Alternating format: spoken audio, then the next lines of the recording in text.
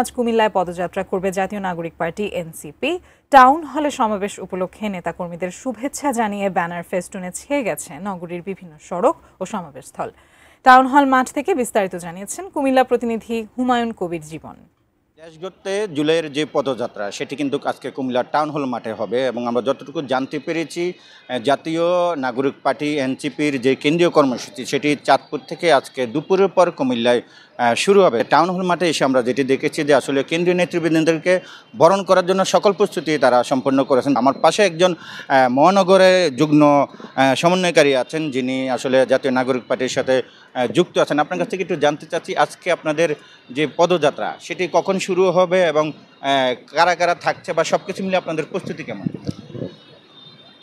দেশ গড়তে জুলাই পদযাত্রার অংশ হিসেবে কুমিল্লাতে আজকে আমাদের পদযাত্রাটি অনুষ্ঠিত হবে।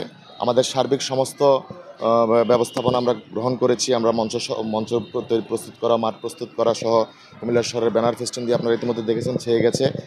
আমাদের কেন্দ্রীয় নেতৃবৃন্দ দুপুরের মধ্যে 2টোর মধ্যেই কুমিল্লায় প্রবেশ করবেন বলে আমরা আশা করছি এবং আমাদের কেন্দ্রীয় নেতৃবৃন্দ সকল কেন্দ্রীয় নেতৃবৃন্দ নাহিদ, সার্জিস, হাসনাত সহ সবাই চলে আসবেন যথাসময়ে। আমাদের আজকের পদযাত্রাটি রাষ্ট্রীয় শোকের কারণে যে মাইলস্টোনে যে ভয়াবহ বিমান দুর্ঘটনা ঘটেছে তার কারণে আজকে আমাদের এই যে পদযাত্রাটি শোক মিছিলে রূপান্তরিত হবে।